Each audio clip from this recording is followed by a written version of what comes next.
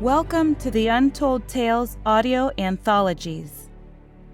Written by Gil Schmidt and narrated by Melissa Del Toro Schaffner.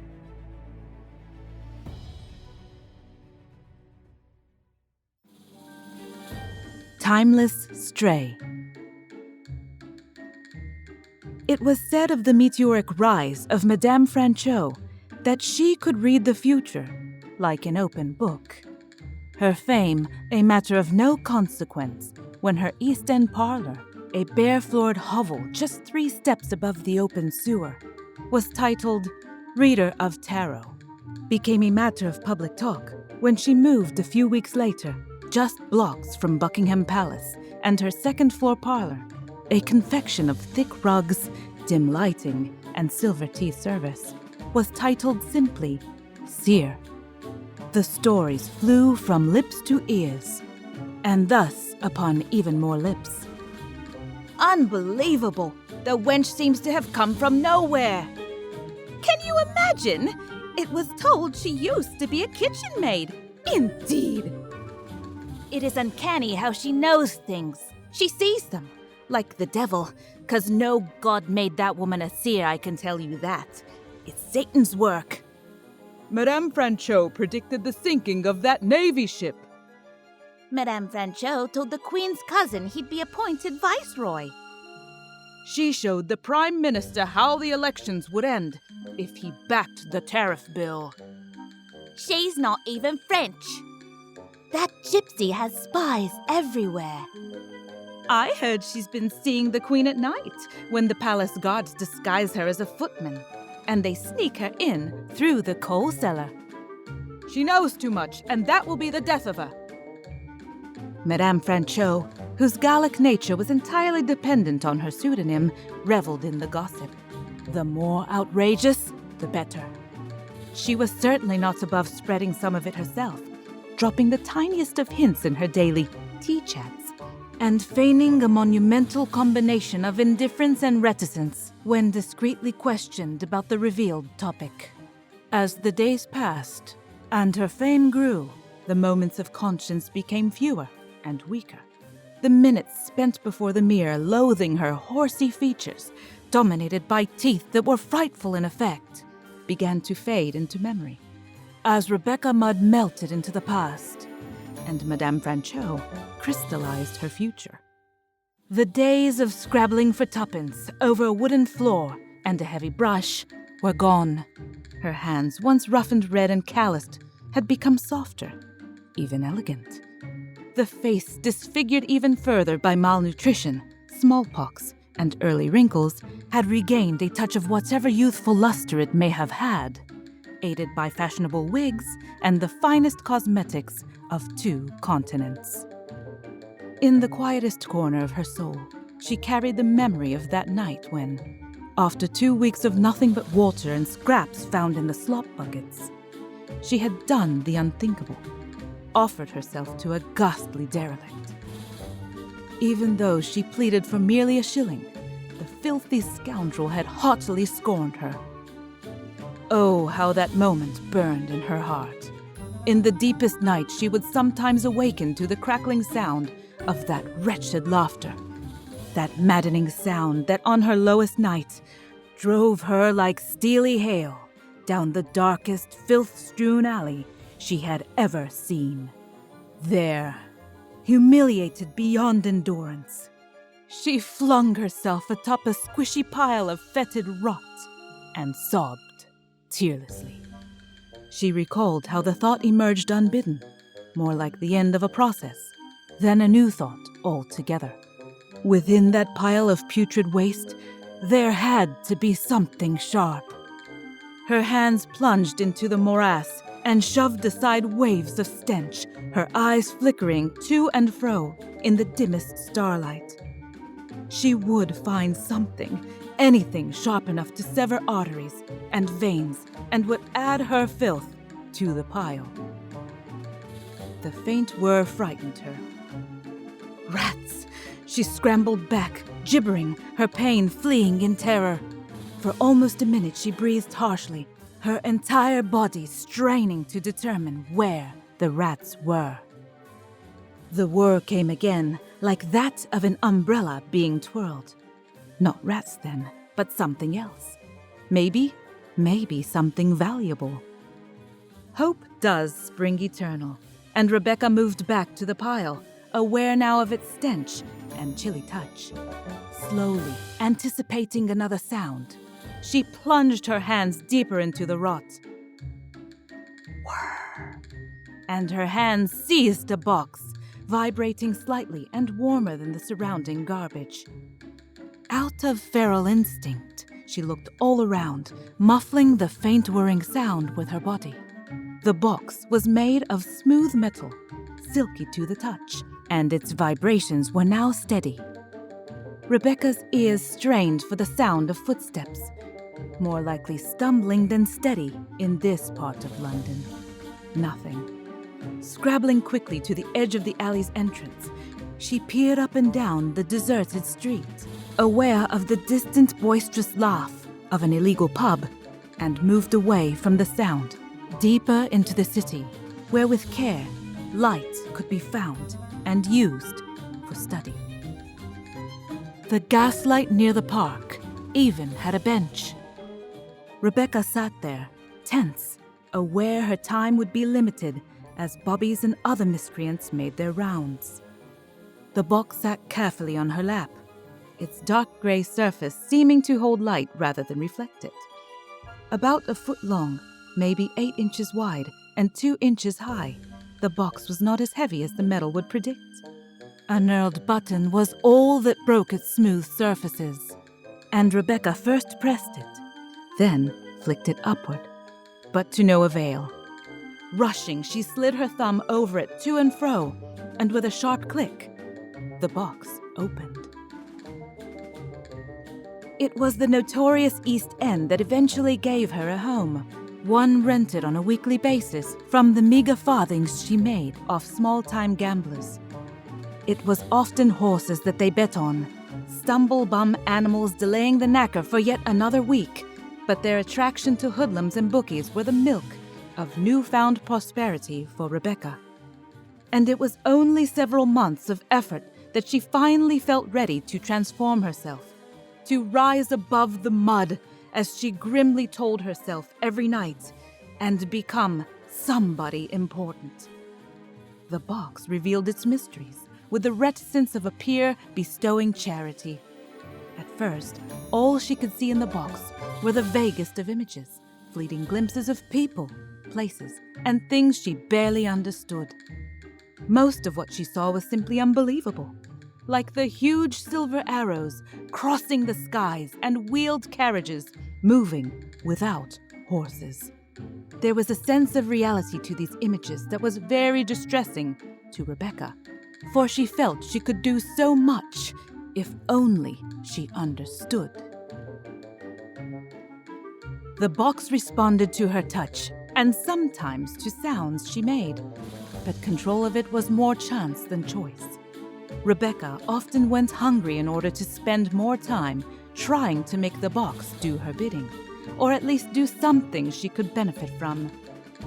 Her days were a quiet chaos of back-breaking work, scrubbing floor, or hauling slops, the minutes dragging their torment as Rebecca constantly feared the box would be found and taken from her. She often became desperate, panic-stricken, dropping her work in an instant to race off to the rubble pile or woodshed floor where she'd buried the box. She'd drop on her knees, willingly, breathless, scrambling at stones or dirt with her scabby fingers, her panic causing her to keen like a wounded animal, until she uncovered the smooth gray metal of the box, slightly warm to her touch. And only then could she breathe again, wondering what the box was and thinking how hard it would be to find yet another job.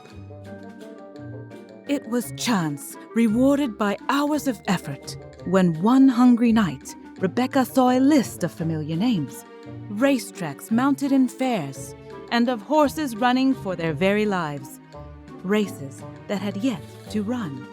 Amidst myriad tragedies of humanity that flashed before her eyes, here was something she could use. Excitement now churning in her gut, Rebecca noticed the dates and the names, finally blessing her drunken bastard of a dad for beating letters into her head so that tonight, Rebecca could read those names. She memorized several and waited. Oh, how she waited for the fair races of that day. Weak from hunger and ashamed of her rags and filth, she paid a boy her last 2 shillings, the pittance she had filched from her last job, to run between the fair and her hidey hole behind a pub's empty barrels. By the 3rd race, the boy noticed the old hag was smiling. He became scared when she got up after he told her which nag had won and started a crazy dance, cackling like a loon. He raced away, convinced the old crone was a witch. He even tossed the 2 shillings away for fear they'd be his death tokens. Rebecca cantered and whirled until hunger drew her short. Her laughter softened to a soft chuckle. The box was right! The box knew! Drawing it into her lap, she memorized a few more names, hid the box deep behind a barrel, and made her way into the slovenly pub.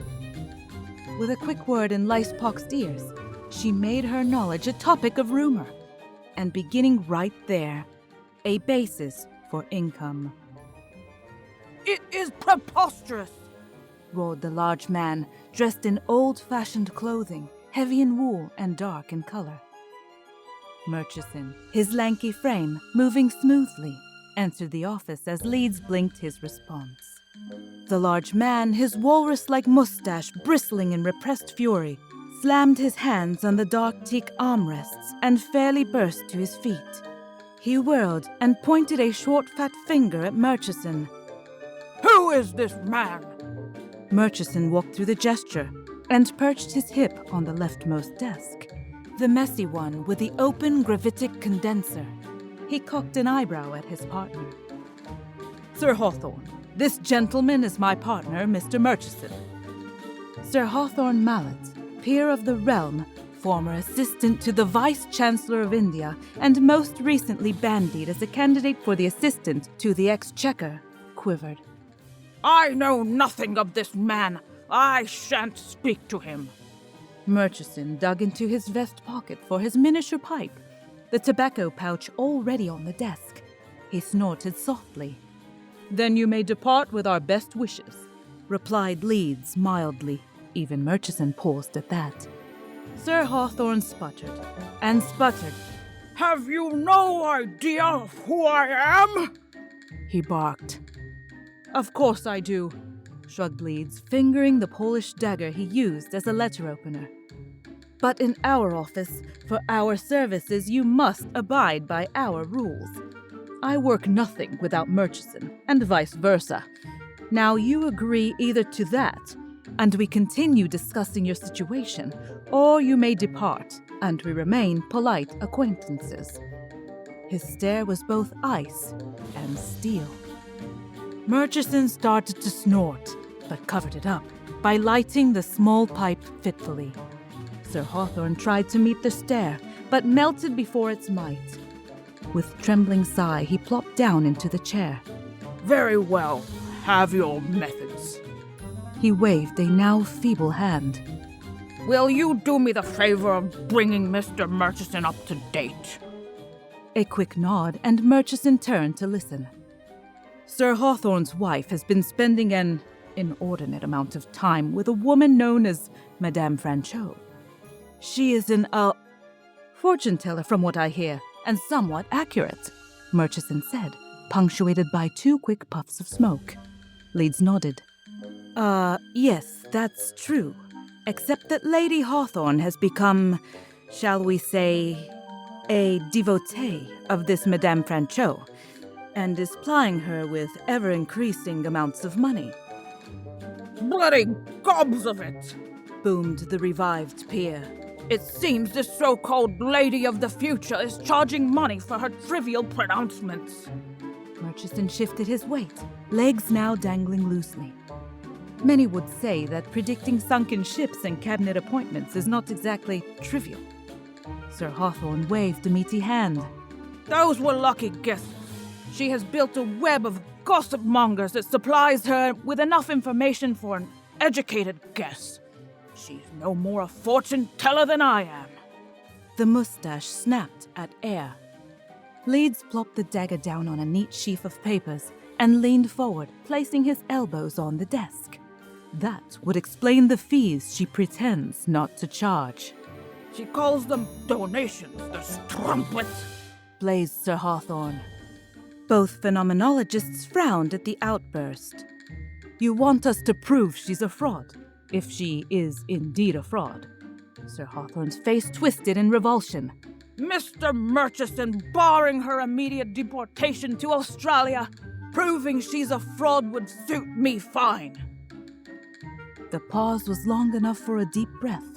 I'd rather see her dead. The phenomenologists stared at each other. Sir Hawthorne, said Leeds, may I caution you about your statements? Leeds' eyes were sharp, his expression severe and grim. There is a barrister present. The peer gave Murchison a sour glance, then harumphed. I say that figuratively, of course. His visage faded from fury to deep anger. The Persian clock ticked loudly, marking slow seconds as the partners peered at the angry man. Bank account nearing red. Murchison's tone was soft poison, making Leeds shake his head in warning and resignation. Sir Hawthorne drew himself out of his chair, face mottled and stiff. Murchison kept his eyes on the peer, his pipe glowing faintly. Sir Hawthorne's fists were clenched until white, his stance a veritable pose of imminent attack. Leeds, still seated, shifted his weight forward, eyes darting left and right between the two men. One blazing with fury, the other burning with indifference. A deep sigh broke the moment, drawing a bushel of air through the thick mustache. I resent the implication, Mr. Murchison. I certainly do. But I also understand that my behavior here has not been quite up to par. Certainly not. His fists opened, fingers flexing to relieve the tension therein. He grunted. No. My account remains firmly in the black. I want this nonsense to end, and that is why I have come here. I assure you that upon a successful conclusion, your fees will be covered promptly. Now Murchison reddened slightly, though only Leeds could tell. Very well, Sir Hawthorne. We will begin as soon as possible. Murchison and I will arrange to meet this Madame Franchot and test her alleged powers. After a heavy pause, the men shook hands with tight awkwardness, and Sir Hawthorne, with a quick wave to keep the men where they were, departed with ponderous steps. Several seconds after the outer door closed, Leeds said, Your mouth and attitude occasionally get the best of you, my friend. Murchison nodded and shrugged, tapping his pipe into the elephant foot wastebasket. Men like him are like waving a red flag in front of a bull. Leeds walked over to his partner and placed a firm hand on his shoulder. A bull cannot help its nature. You can. True, smiled Murchison, but it does liven up the day. Leeds' laugh was elegantly brief, though quite loud. The office door clicked open. Abilene, wearing an ivy and blue gown that did wonders for her eyes, swirled in, turning gracefully to pull the skirt and close the door quickly. Randolph, you should be ashamed of yourself, she said, hands on hips and a frown trying to crease her brow. Murchison chuckled and perched a hip on his desk. Greetings to you too, Mrs. Leeds. Fine day we're having, one improved by your calling me Randolph rather than Beast. Leeds smiled and walked over to Abilene, taking her hands into his. You heard it all. What do you think? Abilene gave her husband the fond smile she shared with him so often. I think Sir Hawthorne is afraid of this Madame Franchot. I gather she's raising hackles amongst others in his set. Murchison grunted. I'd say half of Victoria's parlor is agog about Madame Franchot. But how many are from admiration? And how many from fear? Queen Victoria Randolph. The proper form of respect is to call her Queen Victoria. Abilene glared at her husband for support, who shrugged a chuckle away. Murchison darted forward and made a quick note. August 26, 1881. A 2 Randolph day for Murchison. He glanced up, his face dark, with bright eyes. Under Queen Victoria's reign. He leaned back, the very picture of satisfaction. Abilene pursed her lips. Your sense of humor fails to amuse me, she said, with grand haughtiness to Murchison. Gathering her skirt daintily, she swept out of the office, secure in the knowledge that both men would watch her exit. The door closed gently.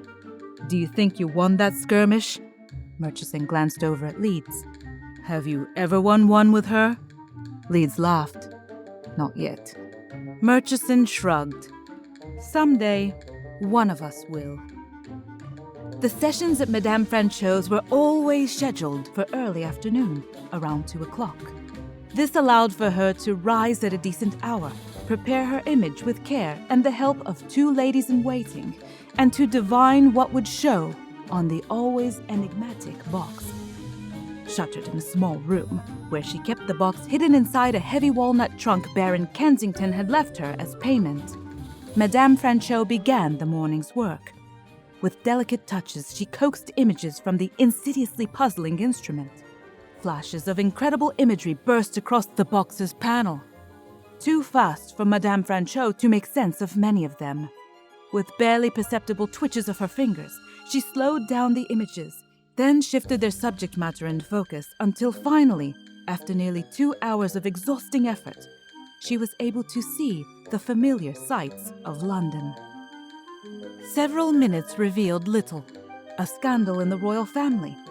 A nephew of the Queen whose infamous fondness for Scotch whiskey was actually hiding a penchant for laudanum and opium.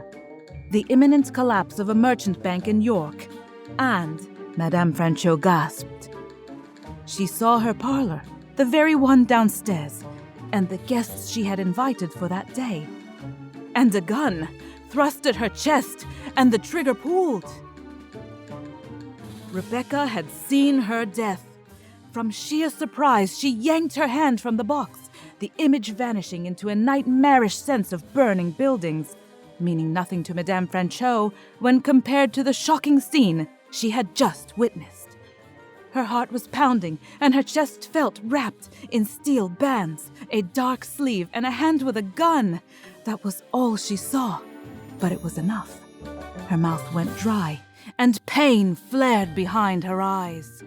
She wanted so much to cancel the session, to flee from the scene she had captured briefly. But today was Lady Mallet's scheduled day, and she was always good for 20 quid. In Rebecca's mind, 20 quid was a fortune beyond ken, but for Madame Franchot, £20 was another month of luxurious comfort. Despite her terror, Madame Franchot wanted to keep the money coming in, and so, with enormous will, she dressed, making the barest of conversations with her 2 ladies, and made her way to the quiet parlor. The clock struck 2, each melodic dong like a knife in Madame Franchot's spine. Rousing herself, she rushed to place the box at her disposal, using the trapdoor behind the armoire that no one else had discovered, and rushed back to her room to await her maid's summons. The quiet knock caused her heart to clench, but the image of money to be made and comfort extended gave her strength. Adjusting her dress in unneeded ways, she followed her maid down the stairs and to her salon. The visitors to her session had long filed in, and now milled about, subdued as ever while waiting for her arrival, except for one tall man with heavy brown hair and piercing gray eyes. He was observing her closely, with a fearless gaze that she hadn't felt since her move to the East End. I beg your pardon, sir, but I cannot remember your appointment with me today. The tall man stepped forward a pace and replied in practiced tones.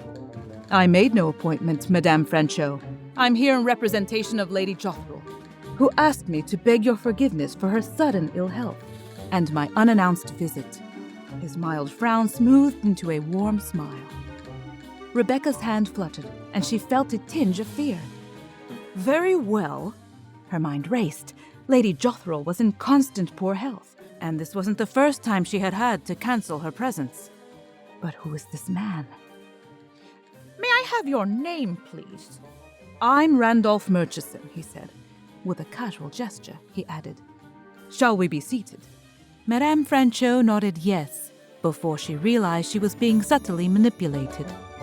But the rest of her visitors, having deposited their donation in the dark wooden box outside the parlor, were taking their seats along the oval table. Rebecca saw that no visitor was wearing a dark coat, but as the shades were drawn, her heart leapt as all the coats became dark and ominous.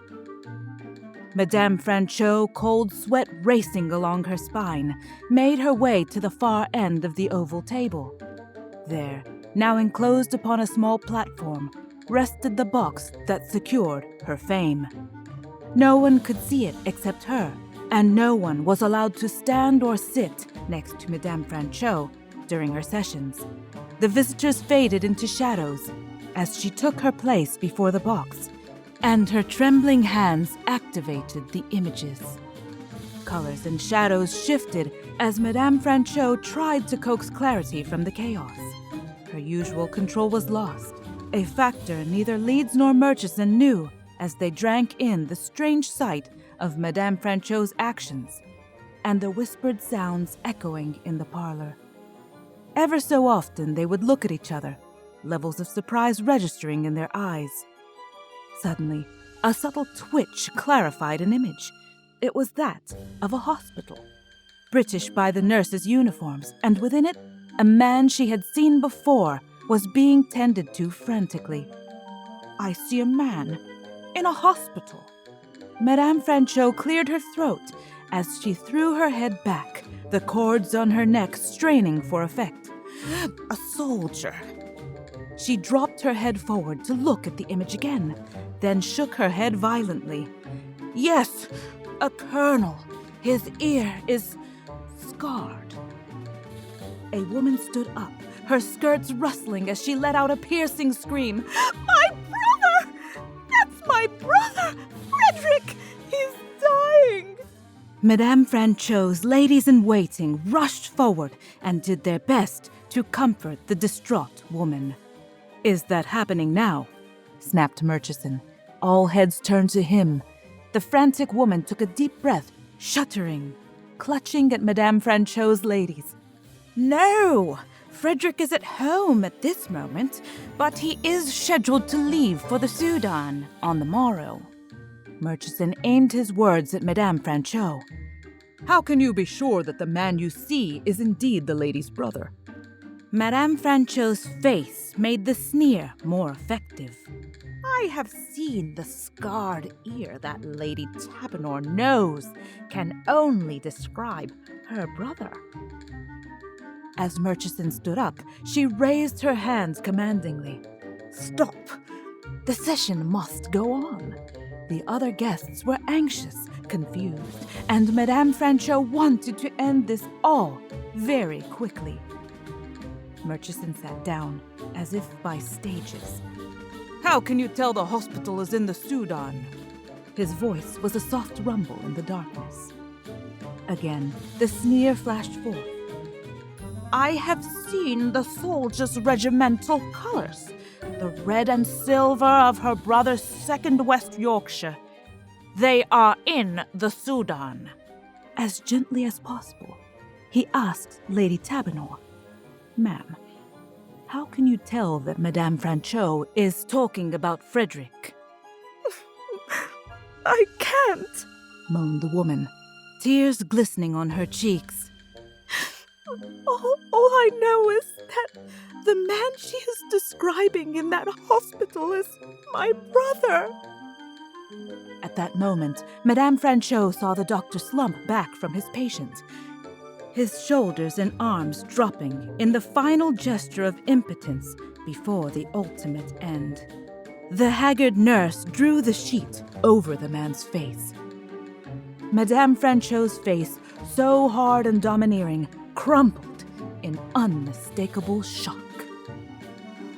In the tragic silence, Lady Tabernor asked, He's dead, isn't he? The silence answered. Lady Tabernor choked back a sob, stood up with the help of the tending ladies, and said in a terrible monotone, I will do what I must. Stunned silence marked her departure as she left the darkened room, more wraith than human. Murchison used the moment to move near Madame Franchot and look within the small platform. The woman, still shocked by what she had seen, didn't notice him, while her hands, seeking solace, slid over the box's surface. For the briefest of moments, Murchison saw a picture of a field hospital tent, a bloodied doctor, and an exhausted nurse standing sadly behind a sheet-covered pallet. Then, as Madame Franchot touched the box where the picture was, the picture changed in kaleidoscopic fashion, images flashing and crashing into each other, one after the other. What was that box? Madame Franchot stirred, startled to find someone standing next to her, looking at the box. As she stood up suddenly, an image became clear. A line of black vehicles without horses, people inside of them waving, moving along a sunny street, lined with spectators on both sides. Some of the people were waving back. Several men with shiny helmets were riding bicycles they didn't need to pedal.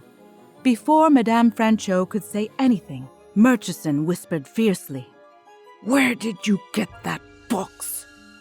Suddenly, the door burst open and a roaring voice bellowed, "Enough!" The bulk of Sir Hawthorne filled the doorway, the attention of all but two people centered on the gun in his meaty hand. Madame Franchot and Murchison watched as the vehicles crept along, a woman in a pink round hat smiling as the man next to her waved happily at the crowd. Murchison shifted his gaze to pin at the intruder. "Behave yourself, man!" He spat at Sir Hawthorne. The peer's eyes shifted to him momentarily. Hawthorne, what are you doing here? Lady Mallet's voice cracked, her hands fluttering in fright and anger. Madame Franchot turned and gasped as she saw the gun, the arm, the dark sleeve. In the box, the young man waved at the people, the vehicles making a slight turn. Sir Hawthorne leveled his gun at Lady Hawthorne. I have had enough of this witch's interference. Get out of here! Sir Hawthorne swung the pistol up and aimed at Madame Franchot's chest. She leaped back, falling against the wall. A shot was heard.